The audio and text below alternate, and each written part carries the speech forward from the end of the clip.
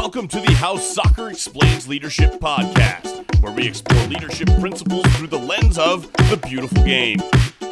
Welcome back to How Soccer Explains Leadership. Thanks again for being a part of the conversation. Very much appreciate each and every one of you listening, not just because you're listening and you downloaded, but because you're taking what you're learning and you're engaging with it. You're taking it and you're hopefully using it to be a better coach, to be a better player, to be a better parent, to be a better leader, to be a better spouse, to be better in all that you do. We usually do that at the end, but I thought I'd do it at the beginning in case some of you don't listen all the way to the end. So anyway, I'm Phil Dark, your host, and with me is Paul Jobson, my co-host, my brother. Paul, how you doing, man? Doing well, Phil. Doing well. Looking forward to our guest today and all we'll get to talk about today. But man, we are in the craziness of Texas weather, where you wake up and figure out what the weather's going to be like for the day, and go to sleep at 80 degrees, wake up at 40, and vice versa. And it's a fun time of year for us. So, but no, things are good, man. We're prepping for our 2-year celebration for Warrior Way Gives this week. And so I'm about 70 people to get together to celebrate 2 years of Warrior Way Gives, which is crazy to imagine. And Phil, you remember you were part of helping us really get things off the ground a couple of years ago. So thanks to you for your help and all that over the last couple of years as we celebrate. But that's what's going on, man. Kids in sports, out of sports, prepping for the event. And that's about all we got going. That's all we got going right now. That's really cool. And I also know that if people want to give, they don't have to be at that event to give to Warrior Way, right? They can just give online. They can. And if they want to go to warriorwaysoccer.com/gives, they can link to our gives page. And we have a link there that they can see what we're doing and give to our ministry work that we're doing here locally and globally. Yeah. So that's really cool. And on that note, we don't normally do this, but since we're on this train, you can give to this podcast even at providenceworld.com if you want to keep this going, if it's been helping you out. We are coming up on that year end, and I know that's when a lot of people give. So if you want to give and you're looking for something to give to, then you can keep this podcast going in that way. And also do a lot of other cool things all around the world that Providence World is doing. So that was not even planned. That, as you know, Paul, this is not scripted. This just happens. So I'm excited about Warrior Way. I can't believe it's been 2 years, first of all, because I remember the first call. Hey, I'm thinking about doing this thing now that I'm retired and drinking Mai Tais. I got to do something. And that was basically the conversation, something like that. And to see what God's done even in those 2 short years is really, really cool. So I'm stoked on that. I love what you and Marcy are doing with that. And just not just here, but down in Guatemala as well. Yeah, it's exciting. It's exciting stuff. So that's really cool. The other thing, I'm wearing this shirt for 2 reasons. It's the United Soccer Coaches Convention shirt from last year in Philadelphia. This year is closer to home, for me anyway, in Anaheim, California. And you can still go. So if you're listening to this and it's something that you've always wanted to do, check it out.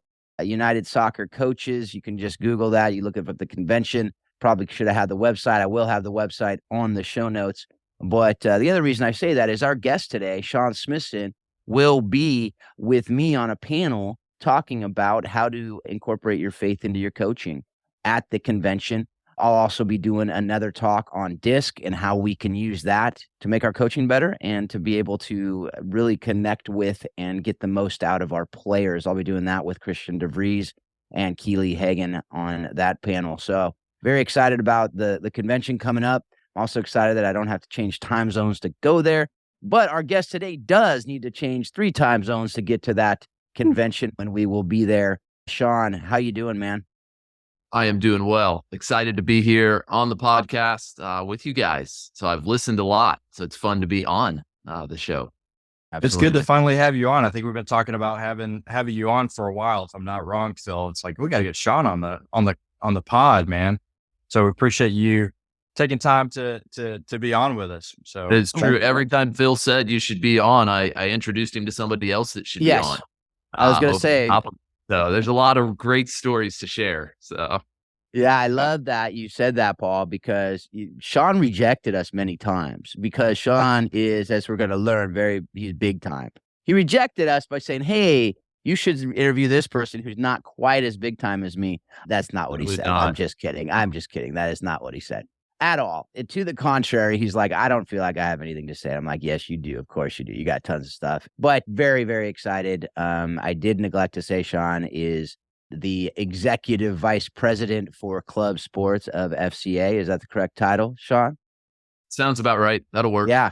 Yeah, I don't know. It was really long. So I if I got that right, I'm very proud of myself. You can find out all those things, but we're going to get into those things and more today. So let's get going. Yeah, Shaun, as we do with all of our guests, we just love to hear more about you. If you could just, briefly just share your story, how you developed your passion for soccer, coaching, ministry, leadership, all the things that kind of, molded together through your life to put you kind of where you are today as the executive VP of club sports for FCA. Just kind of take us briefly through that life story you have as it pertains to soccer. That's awesome. I love that first question because there's so much to it, right? Coaching, ministry, leadership, soccer, everything. I was like, how do I answer that in kind of a short summary form to give a picture? And one of my life verses that kind of my wife and I share and kind of walks through a lot of how we make decisions is 3 John 1:4. And it says this, it says, there's no greater joy than to hear that your children are walking in the truth. And I open with that because it kind of gives a shape to how I got into a lot of what I'm doing. Coaching, I've always done. I played sports as a young kid. And at 14 years old, I got to serve as a coach or be a coach, an assistant coach with my uncle for a little league baseball team. And I loved it. Just the joy of watching a kid get something that they didn't previously had or experience or succeed and being able to help in that journey. At 18 years old, I was a head coach for the first time just before I went off to the military. And just hearing letters about how my kids were doing that I had coached. When I went and I joined the military, I'd get letters in basic training and tech school from these kids that I'd coached when I was just a kid, and I didn't know what I was doing. We were out in the outfield trying to throw the ball through the dugout door just to improve accuracy. I mean, it was just silly stuff, but it impacted them. And then to hear the joy that they were having the next season, there was no greater joy than to hear that and to hear how they were succeeding in the sport of baseball. So coaching has just kind of been part of who I am, a passion. I love helping others succeed and then hearing those stories. Ministry, I got into it at 21, had no idea. You talk about a decision to get into ministry. It was definitely a calling. I tried to avoid it. Kind of like pushing Phil back on this interview. I was like, no way, God, you got the wrong person. Like I wasn't cool when I was in high school. Why would I go back? It felt like a calling to youth ministry. And I was like, why would I go back to that? Like, I can't imagine. I'm not a public speaker. I'm not like at all these I can't. And God just kept pushing me in.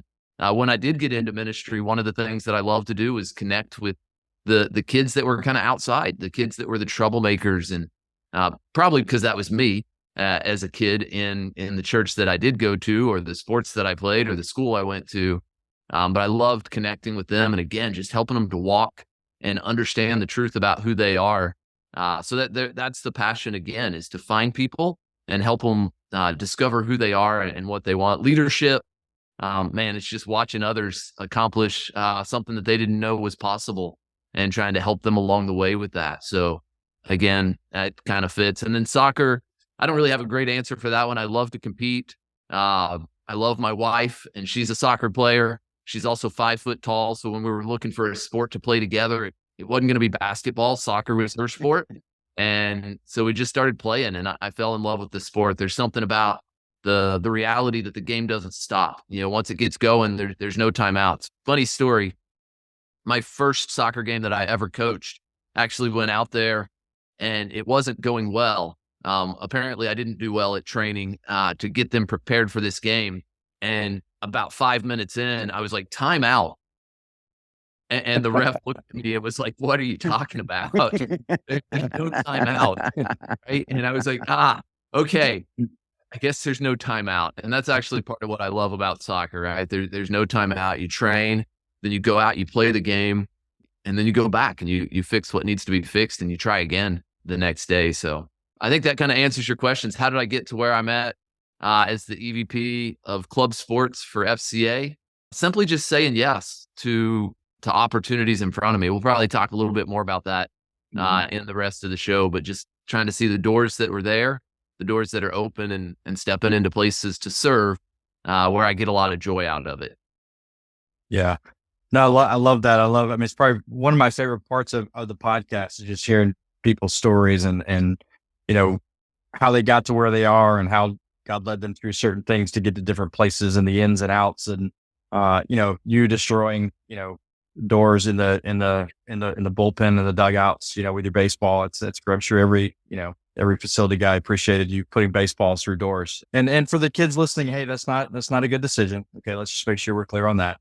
But I think that some of the things that stand out, like you having that call to like go back into an area of your own life that was uncomfortable and recognizing that like, okay, if I'm called to do that, I've kind of got to step into that just kind of out of faith of like, okay, I guess that's what I'm going to do.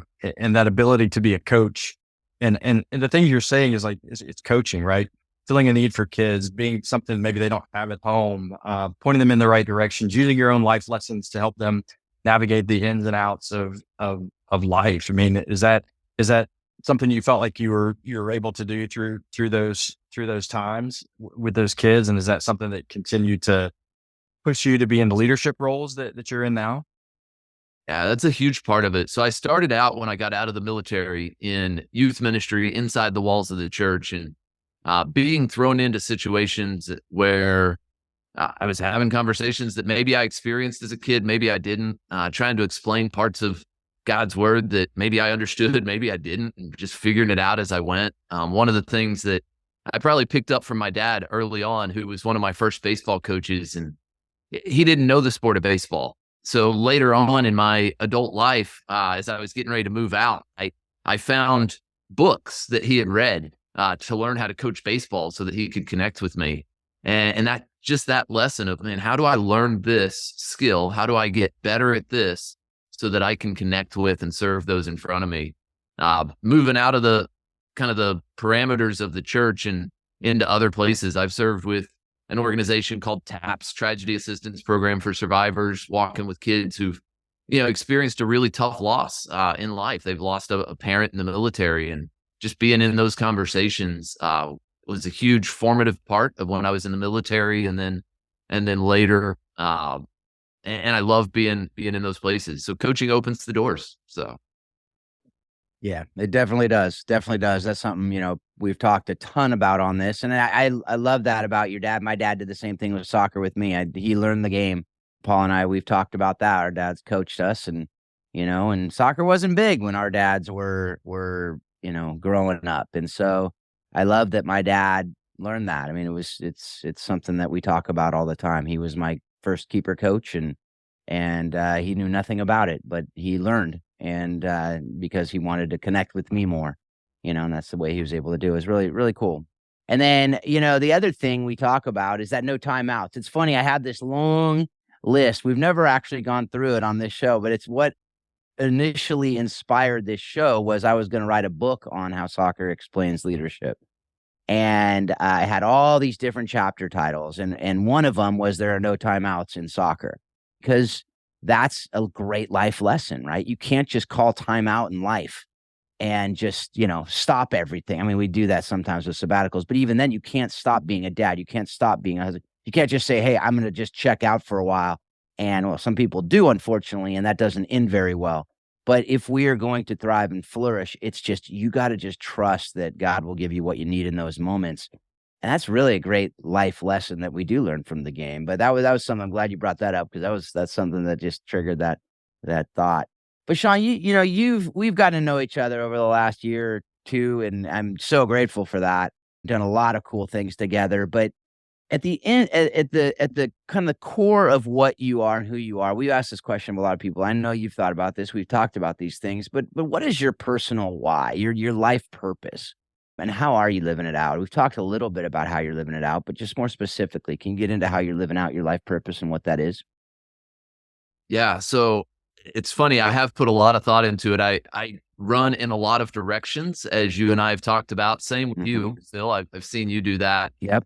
And I had a mentor, a friend, Lloyd Reed, who works with the Halftime Institute, who said, I'm gonna help you put your why into a very succinct sentence that will help you to say no when you need to say no. And I don't know if I'm getting any better at saying no, but I do have the why in a very succinct sentence. And it's basically this: I'm a strategic activator that enjoys helping others experience God, doing immeasurably more than they could ask or imagine, primarily through the living out of the Great Commission and the Great Commandment. And often what gives me most joy is to do that in under-resourced areas or places of recovery or development. So that's why, if you think about in youth ministry, I was attracted to the troublemaker kids that needed a little restoration. They needed a little love, or else they were going to stop coming, right? Because the other leaders had kind of distanced or pushed them away. Like, man, those kids are a pain. And I love walking in and connecting with those kind of kids and restoring an opportunity for them to be a part of the community. It's why in soccer, I love coaching the younger age groups before there's a lot of skill, just helping to develop those basic skills, that understanding of the game. And most importantly, a friend of mine, Lincoln Phillips, says, first and foremost, teach them to love the game, right? Just teach them to love the game and the rest will take care of itself. So I love getting in at those places. And then under-resourced areas or places where there's challenge, a kid that has lost a loved one, orphan care or work, really grabs my attention. And, the Great Commission, Great Commandment piece is that there is one hope in this world, and that's Jesus. And I want to point people in that direction, and I want to love well along the way. So another friend, I learned so much from listening to people. That's why I love your podcast, right? You pick up little nuggets and you take it. But one of my friends who I'll mention when we talk about books at the end says, treat everyone the way you would want them to treat your son. And I think, man, that's a great picture. Even treat them like you would want them to treat you. It's one thing, because I don't really think about that a lot, but how would I want them to treat my son? Man, I want them to open doors. I want them to love well. I want them to encourage. When there is something that's not going well, I want him to be honest and not inflate his ego and make him think that he's doing well at something that he's not doing well. Like, all of those little attributes come into really just helping people experience the joy of what God has for them. Yeah, no, that's really cool. I love that. I love that. As you were talking, I was thinking of the idea of, I've been telling my kids, and I've talked to you about this when we talk about what they should do, and people ask, well, how should my kid go into the game if they're a sophomore starting for the first day? And I just say the same thing I'll say to anybody, which is lead and love well and be a great teammate, right? Be the teammate you want to have, right? Treat them as you'd want, them to treat your son, basically, right? That same idea, right? How can we kind of put it into that, I love that. And you've talked to me, and we do I think you're going for the people who are under-resourced. And so the faith-based coaches of the United Soccer Coaches, that's probably why you're drawn to that as well. But the idea of you do a lot of things that are leading people in Bible studies, leading people in ministries, you're coaching people in a lot of different ways. You have a definition of coach that you've shared with me. Can you just share that and really how it relates to the purpose that is your life purpose?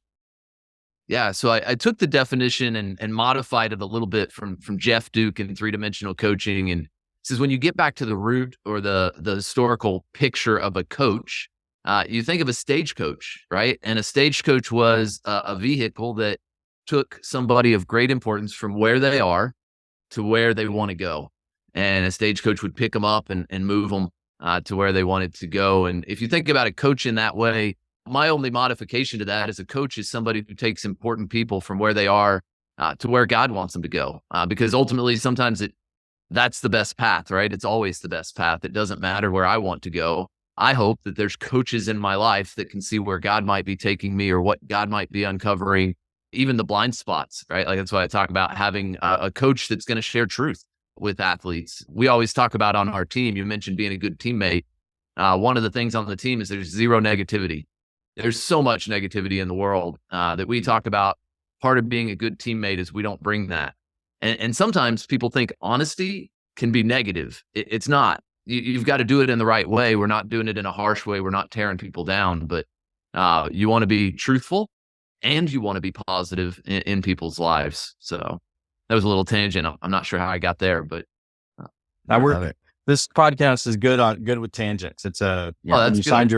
signed your release form, you're released to do tangents. So it's a Pretty very much. part of the show. So we did do the release form right this time, Phil. Is that Yeah, I may have neglected that on this one, but Phil, No, you that's awesome. you mentioned the Bible studies. I'll mention those just a second. I love helping people uncover what God might be saying to them. So if you've been in a Bible study with me, or if you're in the faith-based coaches group and you want to be, we do one every Thursday at, what do we do that? 1:00? 1:00 on Thursdays. Eastern, 1 Eastern. Yeah. Yeah, 1 Eastern on Thursdays for soccer coaches. And we get together, and it's really a chance to let God do the coaching, right? So when I was younger in ministry, I was always trying to unpack and figure out the nugget of truth that only I had discovered, and then I could share that. And there's some of that comes into teaching, but ultimately when we get into Bible studies, whether it's with DC United or the faith-based coaches group, wherever I'm leading, is I want to help people read the scripture, make some observations, apply it to life. So it's SOAP, right? Scripture, observation, application, and prayer. Or I just picked up from this guy, Raymond Verheyen, who's a football coach, not a faith guy, but he talks about coaching football on the CDEF method: communication, decision-making, execution, and focus. And so we've been doing that a little bit in our Bible studies as well. Read the passage, what might God be communicating to you? What decision do you need to make based off of that? And then how can I help you execute it this week and stay focused on what God's called you to do? Yeah. Paul, did you see how smoothly Shaun pitched the Bible study there?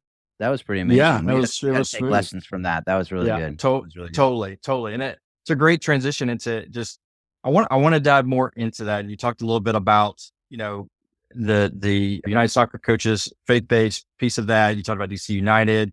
To kind of take us through like the differences of how you're making disciples through those different things. So the faith-based coaches, United Soccer Coaches, how does it look different from what you might do at DC United? Well, how might it look different when you're going and speaking to coaches or parents? Like how do these things look a little bit differently? Because it's not a one size fits all type thing, and it's not cookie cutter in all of those different environments. And you're, through FCA, you're having to mold and shape similar results, but you're having to shape it in different ways to get to similar things. So take us through how those different things maybe look and work for you.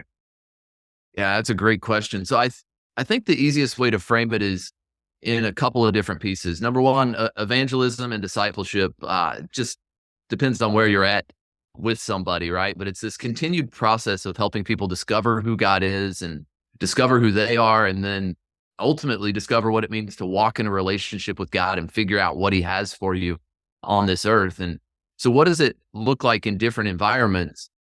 Both evangelism and discipleship, or we could just put it in one package of discipleship, is a process, right? So it's not an event, it's not a moment, it's not a show up once and I'm done. Although sometimes you speak, like I'm here on this podcast, I don't know if I'll ever be again, right? So it's once, so you get one chance, but the hope is always to open up a process with whatever you do, so that maybe somebody that's listening to this podcast reaches out and connects. Maybe they do get on that Bible study, or they just want to know more about coaching and they connect with one of us, and then that's part of the process. And then ultimately God's responsible for the results. So I don't have to be pushy. I don't have to score the goal right at that moment, right? Or whatever terminology you want to use.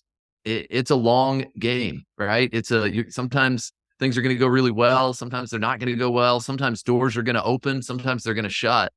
And it's just paying attention wherever you're at. And I love using the analogy, the best door-to-door salesman, if that's even a thing, to be a great door-to-door salesman. But I did that for a little bit in my life. I sold Kirby vacuum cleaners, believe it or not, as a 17-year-old, I think, until I figured out, like, I can't do this. I'm selling really high dollar vacuums to people who should be spending their money other places. So I pulled out of that. But one of the things that I learned is if you knock on the door and then step backwards, there's a lot better chance of getting inside than if you knock on the door and step forwards and aggressively start to put yourself in somebody's house before they invite you in. So whether I'm going to the locker rooms with DC United, or even into a meeting with other FCA club directors, right? Club directors are knowledgeable Like they know what they're doing. They have their systems. They know what they want to accomplish. And when I step there into their world and knock on the door, if I force myself into the house before I'm invited in, there's not going to be much leadership happening in that place. So, Yeah, it's funny you mentioned that about the vacuum, because I thought that was a something that was dead. I had someone probably about 3 weeks ago come knock on my door, and they were selling vacuums, and he was not backing away from my door, and I very quickly had to shut it and reopen and say, "Hey, I'm not comfortable with you being that. I don't know what you're doing yet." But I think that's a great analogy, and even just coaching itself, right? We have a lot of coaches on here, and I think a lot of times we forget as coaches, we have to meet our players where they are. And I think sometimes we come into that coaching situation and it's like, here I am, I'm the coach. Here's what we're going to do. This is what I'm about. Get on board and let's go. But the reality is, I think the coaches that had the most success are the ones who can come and say, hey, this is who I am. This is what I'm about. But who are you and what are you about? How do we get together on this and how do we move forward? And I think that's kind of what you're talking about too, in all these different environments, is that you do have to, and that's kind of, I'm glad you hit it, because that's exactly what I was trying to get at, is like in all these different environments, while it's not cookie cutter, there is a lot of similarity in how like we just need to relate to people and be there for them. And while they open their doors, we need to step back and open our door too, right? And be there and say, hey, I'm in this with you. Let's walk together through this. So you hit that. I appreciate that. That's great stuff. I'll jump in quickly there on a rabbit trail. In parenting, when my first child was born, I was in the hospital. I was reading to my wife so that she could fall asleep. It helped her to kind of relax and get out of the hospital noises and all of that. So I was reading through the Psalms and I got to Psalm 20, and it's actually a psalm for a king. And I remember reading it and thinking like, wow, this is a really great psalm for my kid. Like it talks about, I pray that all of your desires will come to pass, right? Like, and then when that happens, we'll raise the banner of the Lord and we'll give him the credit. And I thought, man, what a great, and then it quickly hit me that I don't know if I want all of my daughter's desire. If her desires are like my desires and they're broken, like, I don't know if I want all of them to come to fruition. And then I wrestled with that for a little bit. And the reality is, if somebody really desires something, whether it's the path that God has for them or not, there's sometimes a place where you have to open up your hands and let them go, right? Let them experience that. You've got to let a kid on the field, in life, sometimes make a mistake and hopefully find out, wow, that was empty. That didn't work out. And then maybe they come back and they're looking for the truth. But you've got to have those open hands. You can't force them to where you want them to go. You got to help them walk along with God and kind of discover along the way. And Shaun, I think something we talked about before, and I think this is kind of what you're talking about too, is we have to be okay with failure. We have to allow our children to fail, especially in a safe environment right now where we're with them, and we, as coaches or parents, we can walk alongside them, allow them to fail. It's okay. That's how we get better. That's how we learn. That's how we figure out what God may want for us. Am I putting words in your mouth, or is that kind of what you're saying? No, that's 100% true. I'm smiling. If people are watching the podcast, you can see I'm smiling because while I don't talk to refs very often, I did point out a failure of a ref this last week. I said, you missed that call. And then your teammate missed a call. It's going to happen. It's okay. We all fail. And he was one guy that did not appreciate. Yeah, he probably didn't. He fell short in that moment. But ultimately, we are all going to fail. And that's one of the realities. That's actually one of the things I teach my players is, hey, don't mess with the refs. Like when you play a perfect game, then maybe you can say something to the ref. But we're all going to fail. That's part of the process. And from a training perspective, if you're not failing, you're not training hard enough. You should be on that training edge where you can't succeed. And that's how you stretch and keep pushing that barrier further away. Yeah, and it's interesting you say that because I've had this conversation with the head coach of the team I coach at Folsom High, and we have a leadership team. And one of the things we've talked about, we've gone back and forth on, is I really want the team, because we had feedback last year at the end of the year, and they were like, well, we wish we do this training. We wish we do this thing. We wish we do this thing in training. And, we do this in our club team. We'd love to do this in our high school. And high school is very different from club for a lot of reasons. One, you're bringing people together that have been playing on different teams, and you have to get them on the same page, and you have 3 months to do it, very less to get to your first game.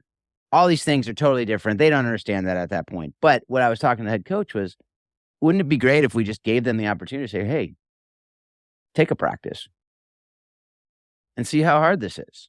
Like, this is something that, when you're outside of that, you're like, oh, this is so easy. I don't know why you guys don't do this perfectly. Same thing with reffing. I want to just give people the whistle and go out there for a game and see how many things you're having to watch at once. It's not when you're playing, you're focusing on one thing that you're doing, and you're focusing on what your role is. The referee, you literally got to see the whole thing. And it's a different perspective that they don't have until they have it. Right. And they can't have it until they have it. Right. It seems like that's very logical. Yes. But we forget that a lot of times as we're going through life, even that, different perspectives, different things. We had the interview with Del Jones early on in How Soccer Explains Leadership. He's a referee of different sports, but we talked about that different perspective and the angles that we see life from, the angles the ref sees from, the angles we see from as coaches, the angle the player sees it from are all completely different. Right. And the perspectives that we have. So those are the things that I was like, yeah, absolutely. And when you're talking about that definitely rang true there. But definitely I want to move on here to something, a few things I definitely want to get to with you. And one of those is, you have a story at you were working with FCA at the FCA club at the USYS Nationals. And there's a Bernard Longer story, who is a golfer, not a soccer player. He may have played soccer in his youth. I don't know. But I did not do the research fully on that. But he is known for his golf. But you have a story that weaves those two things together. Can you share that with us? Yeah. So Bernard was very similar to a lot of athletes in that he grew up thinking that his athletic prowess, what he was able to accomplish on the field or on the course as it would be for him, was going to be fulfilling. And I had the opportunity this summer, you say work with, again, I'll back fully out of that. I didn't work with our Coachella Valley soccer club that made USYS Nationals other than just supporting and cheering on. I bought them some warm-up shirts. And then I got to go down and share a devotional with them as they competed. And what I shared in the devotional was Bernard Longer's story. And ultimately, it tied into this idea that I want people to walk in the truth about who God is, who they are, and what he wants from us. And I want people to understand and have that desire to know what it means to really walk with God. So I shared with them this simple story. Bernard was competing, and when he won his first Masters tournament, he quickly, about a week or so later, called a mentor of mine who's a good friend, and he says, "They lied to me." What do you mean they lied to you? This was the response of my mentor. And he said, "Well, they told me when I won the Masters, it would be enough." It's not enough. There's still something missing. And I just have to win again to keep that joy. And I think one of the things we want is joy and fulfillment and purpose. And, this idea of what are we all looking for? And one of the things that you find out quickly in sport is that winning is not enough. And when it's not enough, you stretch and you go a little further and you win the next championship or you get that skill, or, I got to 200 juggles. Oh, I got to 205, 210. It's never enough, because you just got to get to the next level. And so I shared with these boys at USYS Nationals. I said, guys, look, I hope, because I'm a competitor, I hope you're holding that trophy at the end of all of this. I hope you get to lift it up. But more importantly than that, I hope that not a single one of you says, they lied to me. They told me that if we won, I would be fulfilled. Because you won't be. You will be for a moment, right? We all know that competition leads to a moment of joy, but then it leads to the pressure of, I got to do it again, right? I got to do it again. Agassi's new autobiography, man, if you want to read a book. By the way, I was listening to that book going to a match one time, and I found myself getting really stressed out about the 11-year-old soccer match we were about to play. And I was like, what's going on? Like, why is my heart racing? And like, this match, it was just a league match. I was like, I think it's this book, right? So like, I quickly turned off Agassi and moved on to something else. But man, he felt the pressure. So that was the message that I think is true, is we want people to understand where competition fits, where winning fits, but ultimately that there's a hole in each of our lives that it can't be filled through soccer or music or anything else in this world, right? It's only filled with a relationship with Jesus Christ and walking with the Father, the Spirit inside of us, and finding out what he made us for. And then ultimately walking in those paths is where the joy comes in.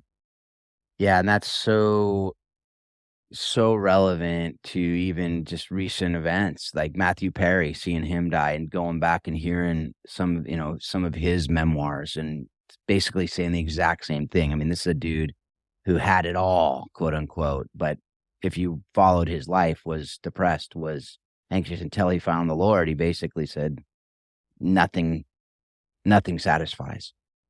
Jim Carrey is another example. I would never wish fame upon anyone, is what Jim Carrey said. I mean, these are guys who are literally at the apex of what they wanted to do.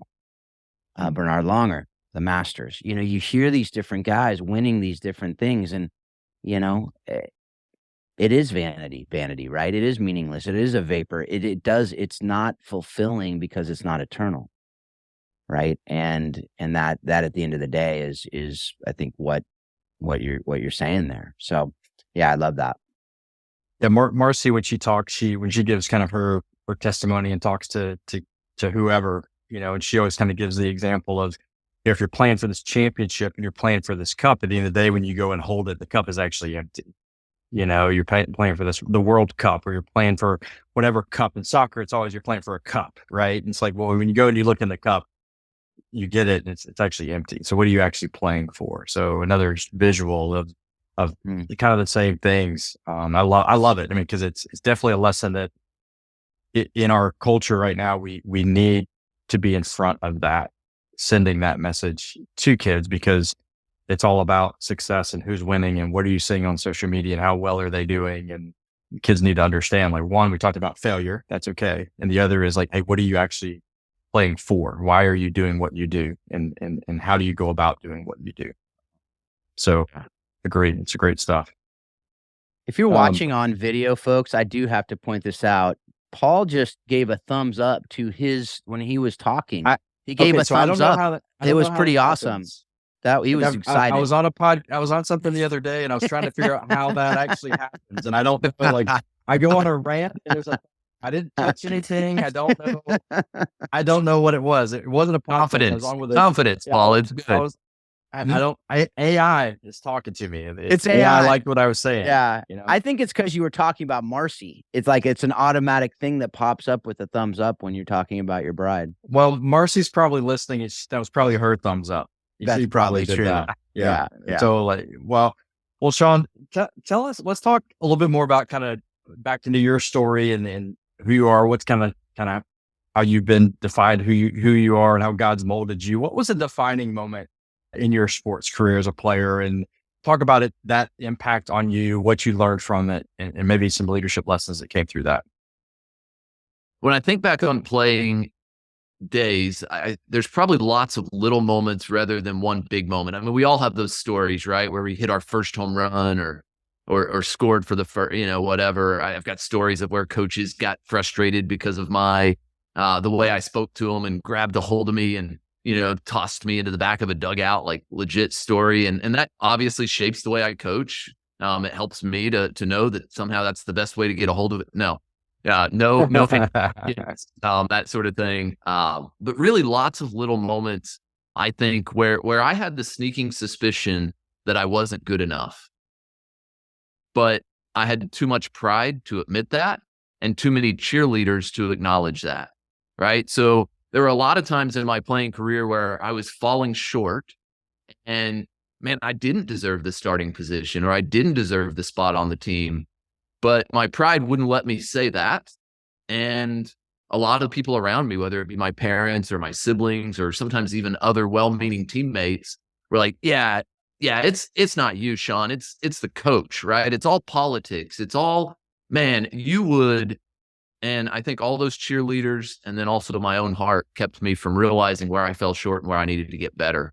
And so if I was to think back on my playing career, that was a lot of the defining moments. And ultimately, I fizzled out probably way earlier and quit the game and lost the joy in sport for a long time because I felt like I was supposed to be something. I believed in my heart I was supposed to be here, but I didn't have the actual work ethic to hear the criticism, the vulnerability to admit that they were right, and then to get better and improve. So those little moments probably defined me. And how does that help me going forward? man, it's helping players to acknowledge the truth about where they're at, see a path forward, and then help them get there. That's all a huge part of the process as we're working with athletes. What we don't want is this, oh, no, it's not you. I actually had a really good conversation, last night with an athlete who probably won't start this weekend. She always starts, and she's been struggling in a particular area. And it's so easy to take an escape route and say like, oh, it's because of this, it's because of that. When in reality, there's some things that she needs to work on to continue to be a starter. And I've got to let her know that, right? I've got to let her know that in a loving way that helps her to improve. And as an athlete, again, I was too prideful to hear that. And that's what kept me from, I'm sure I had coaches tell me, but I didn't hear it. So. Yeah. It's hard to hear, right? I mean, when we don't like to hear that. And oftentimes what happens too is on the other side of it, especially with the younger kids, but even as the kids get older and older, and it could go even into college and after college, I've heard of parents doing this, but parents will not necessarily be on the same page as the coach, right? And they're going to tell their kid how they are the best thing since sliced bread, and they are going to, is that still a saying? I don't know. So maybe it is, but they're going to say how great they are. And, oh, the coach has no idea what they're talking about. And you are so much better than everyone else. And it's not this, I read this Pep Guardiola quote yesterday where he said, I get mad when players get mad at me for not playing. Basically, what they're saying there is one of their teammates isn't good enough to be on the field, and they should be on the field instead of their teammate. And that's what basically parents are encouraging the players to think is, I'm better than everybody else, I should be on the field. As opposed to, there's lots of things I need to work on. And everyone needs to work on stuff. So I love watching that Beckham documentary and seeing, have you guys watched that? I haven't seen it yet. Not yet. No. I strongly recommend that Beckham documentary. It's so good. Don't necessarily watch it with your kids. There's a lot of F-bombs from the people that are talking, and other things that might not. Screen it first. But one of the things you see in that is how when he was benched, he didn't go pout. He worked his butt off. There were times where he had to work. They made him work out alone. And rather than pouting and saying, I'm out of here, he worked his butt off and earned his way back on that field. So those are things that I just love seeing, and hearing that from you is so, it's just so important for parents to hear that. It's so important for coaches to hear that. It's so important for players to hear that, because the way we handle those situations as coaches, as parents, as players, if they're not in sync, it can cause so much toxicity on teams. And so anyway, what are your thoughts on that? It ultimately multiplies the problem that we're lost, right? Yeah. Because my wife and I talked about this a little bit. I was always good enough, right? In my mind, I was always good enough. And in my cheerleaders, and that's my parents and others around, I was always good enough. And again, it was well-meaning. It was positivity. They were trying to give me confidence. But one of the truths of life, talk about the truth about who God is, who we are. One of the truths that we really have to wrestle with is we're not good enough. We fall short. The Bible's very clear on that, right? And we need help. We need ultimately a relationship with Jesus, but we also need the body of Christ. We need coaches. We need others around us to help us to improve in areas where we fall short. And we need grace because, man, we're not good enough, right? So understanding that and growing in that gives us the opportunity to grow. As long as we live in this place, I remember talking with a woman one time. She said, my husband will never move towards Jesus because he's always done everything on his own. He doesn't need help. And I went, man, first off, that's probably not true, right? Because we know how the world works. But if that's his viewpoint, you're right. He's going to be stunted. His growth is never going to happen. And that's what happened in my playing career. The growth didn't happen because I didn't need your help. Yeah. And I remember my mom, and I was listening to a talk yesterday on the different generations, and our generation, I think we're all the same generation. We're about the same age, but it was what my mom always said to me. It was, if you think it, you can achieve it. If you dream it, you can become it.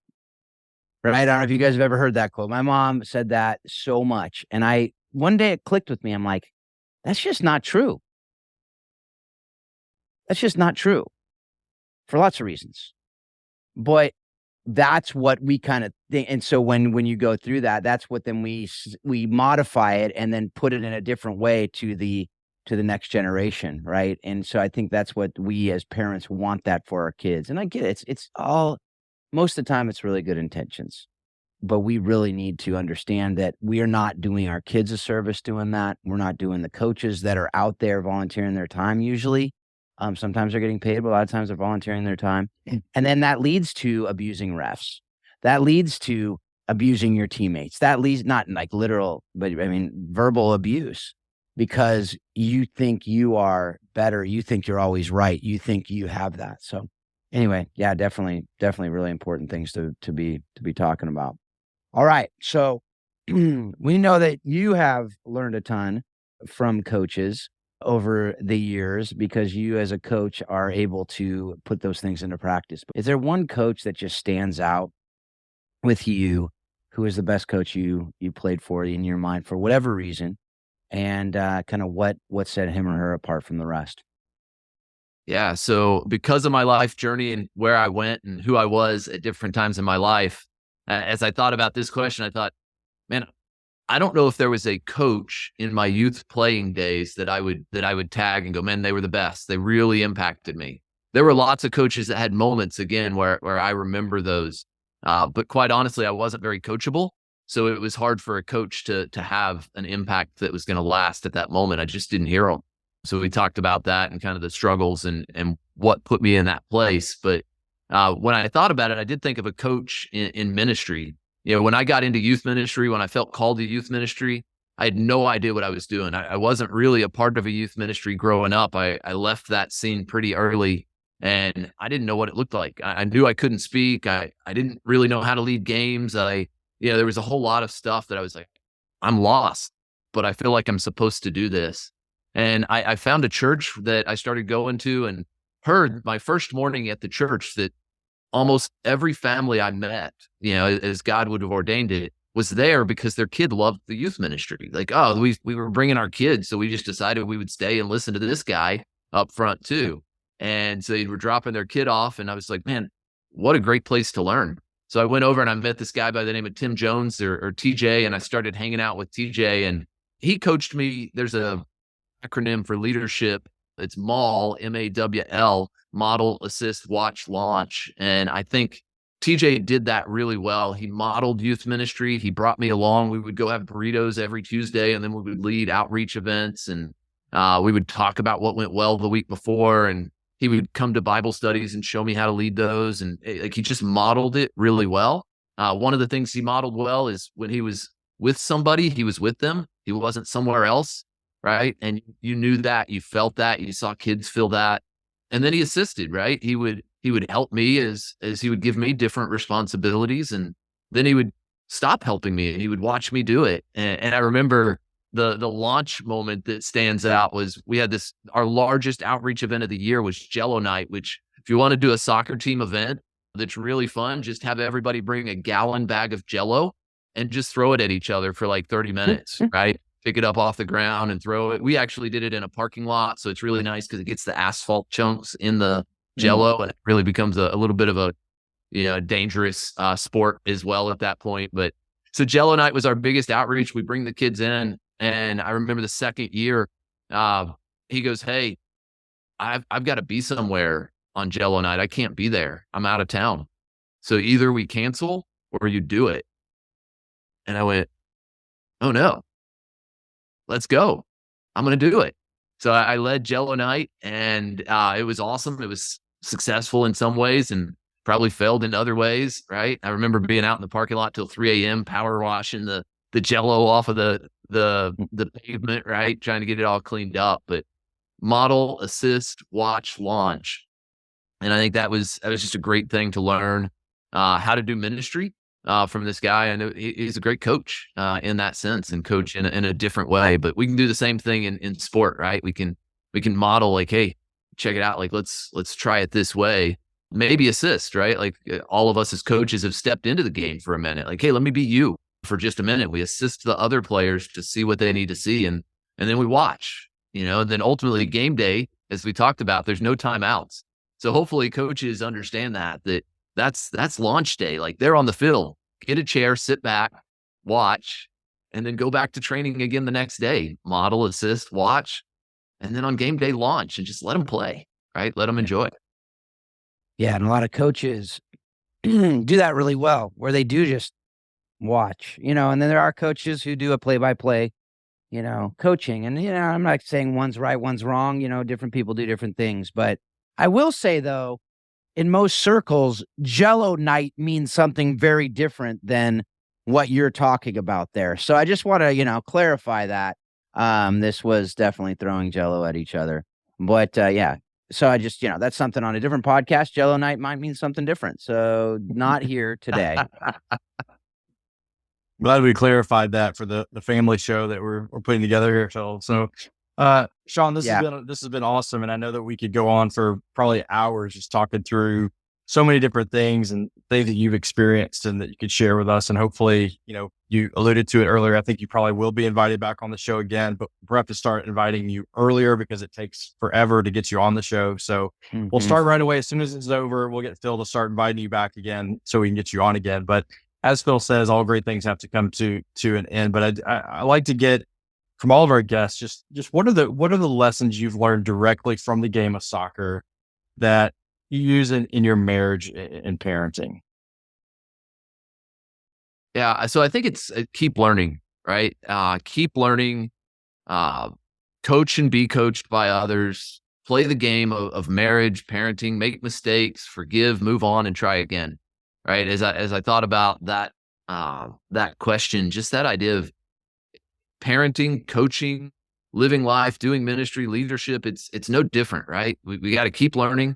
We've got to help people keep learning. We've got to play the game, and we've got to be humble enough, which I shared at the beginning of my life. I wasn't. We got to be humble enough to go, wow, that didn't go quite like I planned. Let me tweak it. Let me adjust it. Let me evaluate. And let me keep getting better at what I'm doing. You could ask my kids.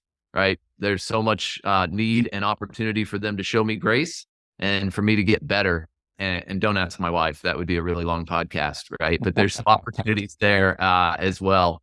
And I think the right coaches in your life and the right resources to just continue to grow. We're never there. Right. You can never understand enough. So I just signed up for my B license. Right. And continuing to grow. I'm reading, Raymond Verheijen's book on football coaching theory and continuing to read books about communication on the field and off the field, because you can never go like, oh, I got enough, right? I'll be successful from here on out. It's a changing game, and we've got to keep learning. And that's true for parenting and marriage as well. We got to keep learning. I love that quote right there. I don't want to blow by it. You just said it's a changing game, right? The game's always changing. Like just from a soccer perspective, there's certain people who are purists in the game should be played a certain way. But those who really know the history of soccer understand that the game is always evolving. It's always changing. The best coaches are always trying to think through what's the best methodology and strategies and this and that. And I think kind of what you just said, life is the same.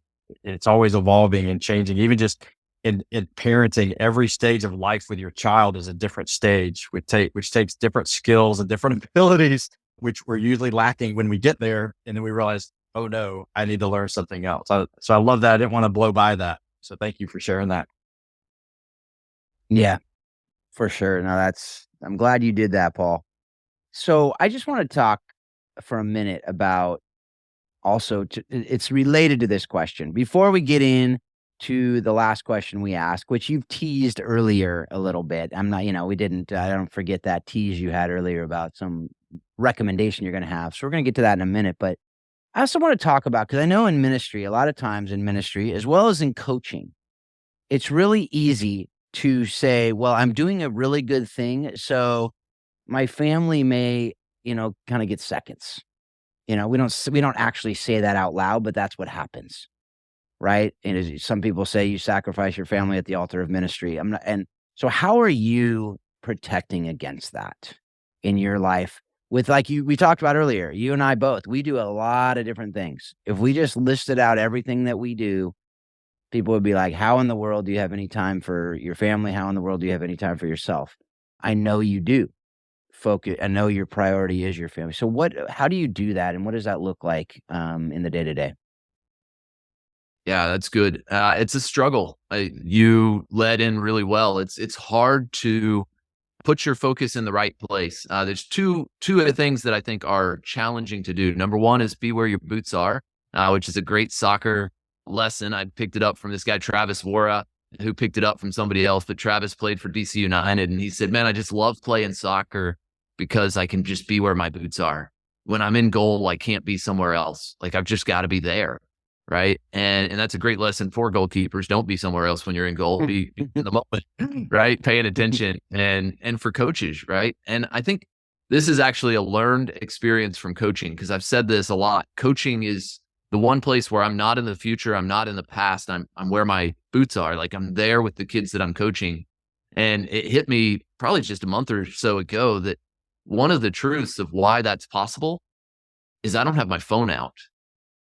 Right. And I don't want to oversimplify things, but how can I be where my boots are if I'm also on my phone, on my device, checking text messages, checking emails? And so for parenting, for prioritizing my family, just being better at putting my phone away, putting my work away, being where my boots are with them.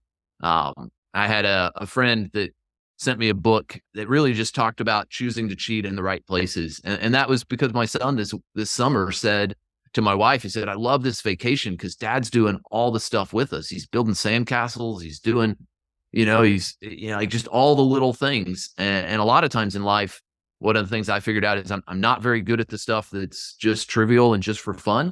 Like, I love purpose. I love winning. I love moving forward. And sometimes in sport and in life and in leadership and work, we can get praises quicker in those environments than we do as parents, right? So we see the just sitting there, we see going rollerblading with our son or our daughter as something that it doesn't have an immediate payoff. And so we skip that for what will get us kudos right now. And I think we got to fight back against that. We've got to understand that rollerblading or playing, my wife's playing Pokemon with our boys. And I'm like, man, I don't know if I can go that far, but the conversation she comes back and tells me, like, the things they're talking about while they're playing is beautiful. And so I think it's just that pushing back on, I've got to accomplish, I've got to achieve, to slow down, be where your boots are, put your phone away, and love those that are right in front of you. That's so good. So glad I asked that. And I had a flashback of playing Angelina Ballerina with my daughter. That was her favorite game. And we laugh about that so much now. I mean, I was doing pliés and all kinds of other stuff. And it was just, it didn't matter what we were playing. We were together, and she was, 3, 4. And then Justin got involved doing it. And we have pictures of him doing the same things. And it's a blast. And I love that I'm seeing in the younger generation the desire to put the phone away and just be with each other. And that seems so encouraging to me. I know our team, we put together team rules, and one of the first things they said was no cell phones at practice. And I was like, once we hit that field, cell phones go away. I was like, right on. Like, that's not something we mentioned and I didn't mention that as a coach. That was the one thing they like came out right away. And I think that they're noticing, not just in their parents, not just in their peers, but in themselves. Like, I can't be present anywhere when I have this thing. And that's something I know I struggle with. And if I'm struggling with it, then I know my kids are struggling with it, and I know other people are struggling with it. So yeah, no, that's good stuff. All right, last question. What have you watched, read, or listened to that has most impacted your thinking on how soccer explains leadership? Yeah, great question. And I did kind of allude to that.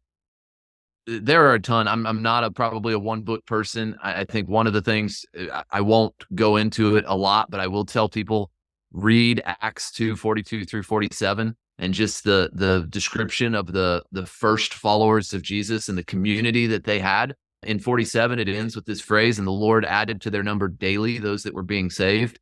I think we all want to be a part of attractive communities where people are coming to join, and we get joy in that. Like, that's part of the teamwork concept of soccer, and seeing people come to learn and grow and liking what you're setting up. So I would just tell you, read that, because there's some things that they do in that passage where they're giving credit where credit's due. And again, I could go on forever, but read that. It does shape, I think, soccer explains leadership in that way. And then I'm going to go totally off script, which was in the waiver, and go to lacrosse. One of the books that I just recently read is called Influence in the Creator's Game.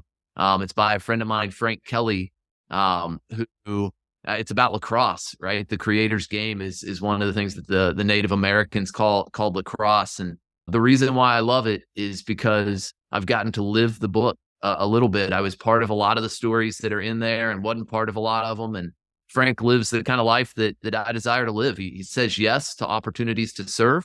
He looks for the places where he's going to have the biggest impact, and whether that be lacrosse or the city of Baltimore or Uganda or wherever. And he just tells these stories. Again, it ties back into my mission of how God was doing something bigger than he knew was happening.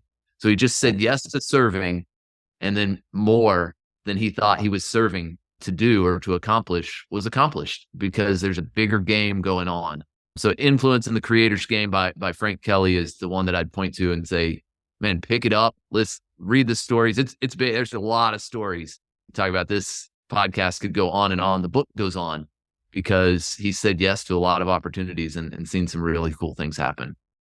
I love that. I love that. And one of my favorite interviews I've done was a lacrosse coach, John Yeager, wrote The Coaching Zone. And we had that in episode 30, actually, if you want to go back and listen to that one. That was one of my favorite episodes we've had.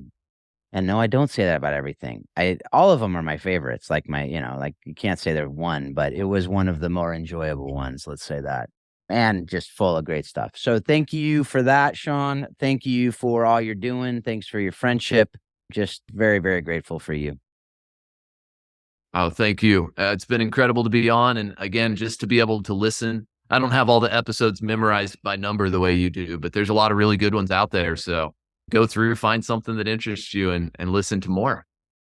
My producer got that information for me. If you see, the producer is my cell phone that I pulled up, and I couldn't recall that. So yes, it just showed up there on this little thing that we just talked about getting rid of, so we can be more present. But yeah. So folks, thank you so much for being a part of this. Thank you for, like I said at the beginning, thank you for engaging. Thank you for not just listening and having this be ear candy on your way somewhere, but something that you really think about. And there's a lot to think about in this episode. So I just hope and pray that you do actually engage this stuff and read that Acts passage in the context of what you're doing as a coach, as a parent, as a leader, and what that looks like. Read these different resources that we talk about.